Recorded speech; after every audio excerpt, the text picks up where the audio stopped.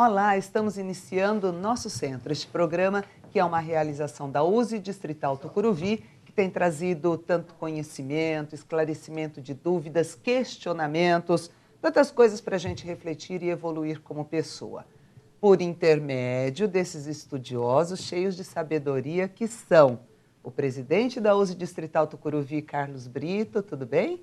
Olá, tudo bem? Vamos questionar? Será que nós somos tão inteligentes assim? Com certeza, é Sandra Denise Calado. Olá, tudo bem? É um prazer estar aqui. Olha, quem estudar um pouquinho da doutrina vai ficar meio pensando, viu? Mas tudo bem.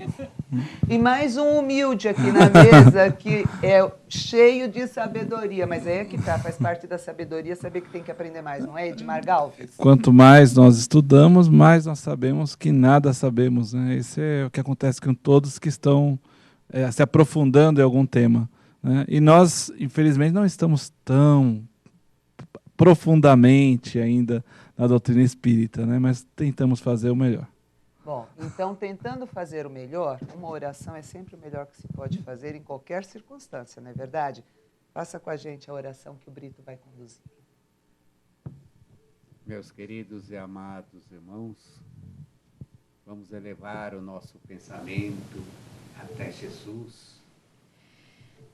Agradecer a Deus, nosso amado, adorado Pai Celestial, nosso Criador do Universo, por mais essa oportunidade de estarmos aqui, trazendo esses santos e sábios ensinamentos que o Espírito de verdade nos trouxe, Kardec codificou.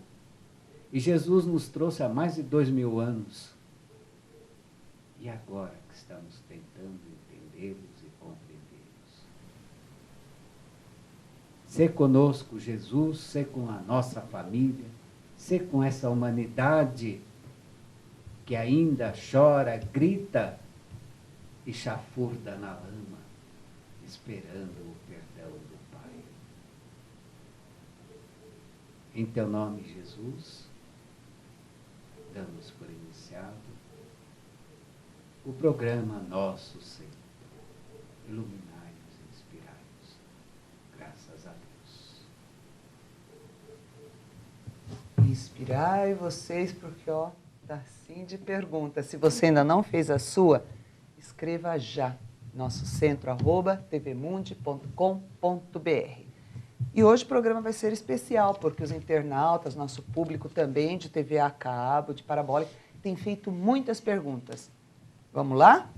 Principalmente vem vindo muita pergunta lá de Leme, do Brasil inteiro, né? Do Brasil inteiro, muito bacana. Inteiro. Vamos responder essas perguntas que o pessoal está reclamando, que a gente não responde, quase pergunta, né? Então, hoje, nós vamos passar pela prova do fogo. Hein? Hoje, como diz, a cobra vai fumar hoje. Tirou então. A primeira vem de Campinas, da Fabiana Machado. Olha que pergunta, hein, profunda. Quais os cuidados que o médium que fracassou com seus deveres normalmente tem quando retorna ao plano espiritual? Como é feita a preparação no mundo espiritual das tarefas mediúnicas? Quem vai nessa? Eu vou responder. Vamos lá. O médium que se perdeu, que fracassou nessa sua caminhada pelo mundo, ele vai ter uma nova oportunidade em uma próxima encarnação. E essa preparação não é feita assim do dia para a noite, porque lá o tempo não se conta. Ele é preparado, ele vai passar por um tratamento espiritual, vai aprender tudo sobre a doutrina, vai ver aonde ele errou, aonde ele fracassou. Então, vão dar uma nova oportunidade, talvez a mesma, ou talvez quase igual. Só que quando ele vem na Terra, vem a lei do esquecimento. E sempre fica lá no fundinho da mente dele o que ele fez, o que ele vai fazer. Então, ele vai ter o livre-arbítrio de seguir a doutrina, de seguir o trabalho dele, ou se desvirtuar da missão dele. É o livre-arbítrio. Esperemos que a pessoa que fracasse numa encarnação volte na outra jamais calejado. A Sandra quer complementar? Eu queria dizer que as equipes espirituais, cada médium que vem para realizar determinada tarefa, tem junto de si um mentor de trabalho mediúnico, né? E este mentor e as equipes espirituais que estão endossando a tarefa desse médium não desistem dele ao primeiro, ao segundo equívoco, ao terceiro equívoco, e é comum que nós não consigamos cumprir toda a tarefa que nos foi confiada mediúnica. Então, esse fracassar como médium é muito relativo. Você pode cumprir uma parte da sua tarefa ou não cumprir nada da sua tarefa, se desviar e eles então enviam avisos, caminhos para nos trazer de volta. E se realmente nós nos desviarmos completamente, nós teremos uma nova oportunidade, mas com muito mais desafios, né? Vamos para esta que vem de Natal? Também quer falar Também. coisa. Tá bom, vamos lá. Olá. E não, só lembrando que o livro Os Mensageiros tem casos de médios fracassados. E o que mais chama a atenção no livro é que, quando ele retorna ao plano espiritual, ele vê que a sua vida toda foi planejada para que ele conseguisse vencer na tarefa mediúnica.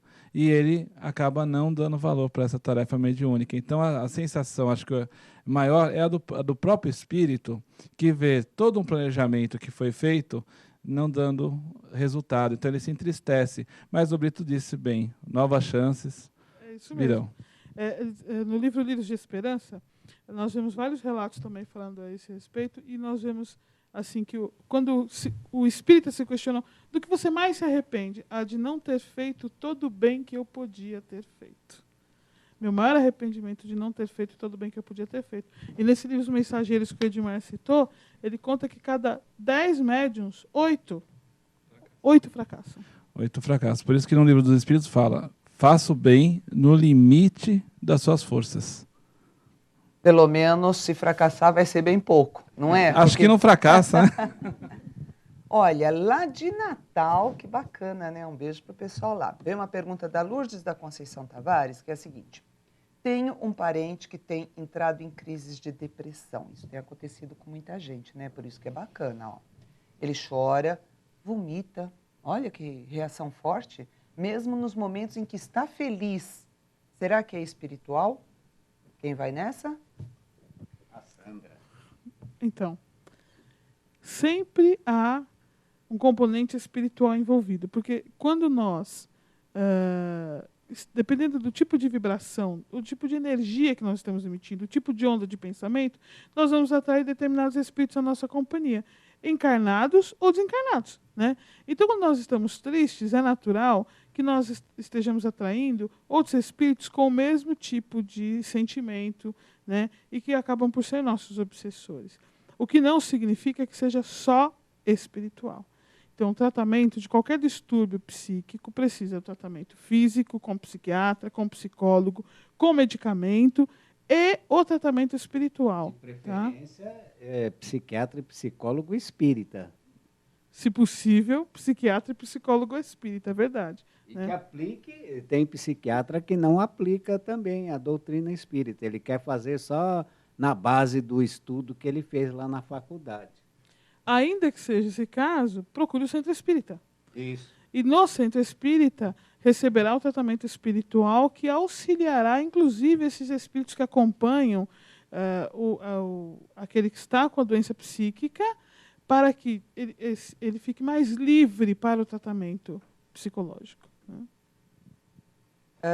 Tem outra pergunta. Eu vou pular aqui, tá? Eu vou pular uma pergunta, eu vou direto para uma, porque ela é muito polêmica, eu sei que ela vai dar muito pano para manga. Pode fazer essa daí. Não pula não, vai. Não pula? Não pula, vai. Então, vamos lá. Síndrome do pânico tem alguma causa espiritual ou somente orgânica e psíquica? Uma pessoa em tratamento com síndrome do pânico pode ser passista? Então, síndrome Passista, desculpe, dá passe, não. Não É escola é de samba. Passista de escola não. Olha lá, o Edmar tá por dentro disso daí. Opa, então, se desfilar na escola de samba, tu vai falar, lá algum tempo falava, né, que o carnaval é o antro do pecado, né? Mas se a pessoa vai lá desfilar com boa vontade, alegre, feliz, vai até ajudar a se recuperar, porque tudo aquilo que nos dá alegria, a verdadeira alegria, sem prejuízo do próximo, sem prejuízo nosso, nos ajuda a superar esse processo de enfermidade.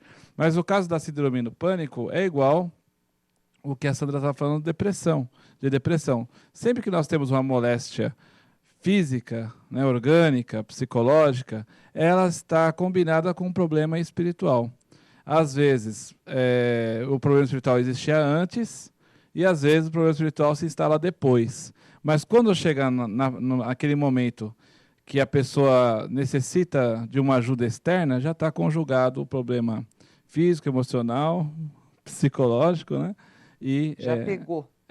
E espiritual também. Com relação ao passe, a pessoa que já passou pela crise, né, que já está em tratamento, que está bem, que está levando a sua vida normal, ela pode sim trabalhar no passe. Mesmo que ela tome algum medicamento que seja de reposição, porque às vezes a depressão é a síndrome do pânico, né? Isso, não é depressão. Síndrome do pânico.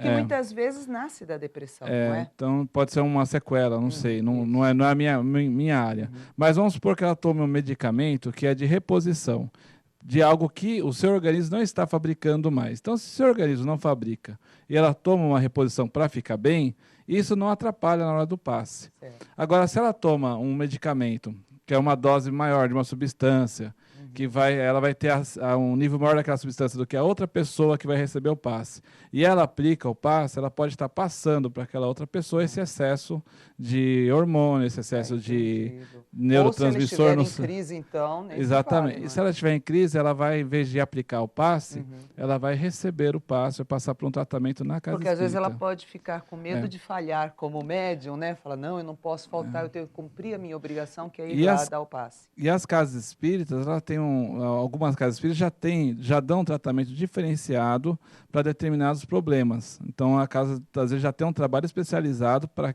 aquele tipo de enfermidade.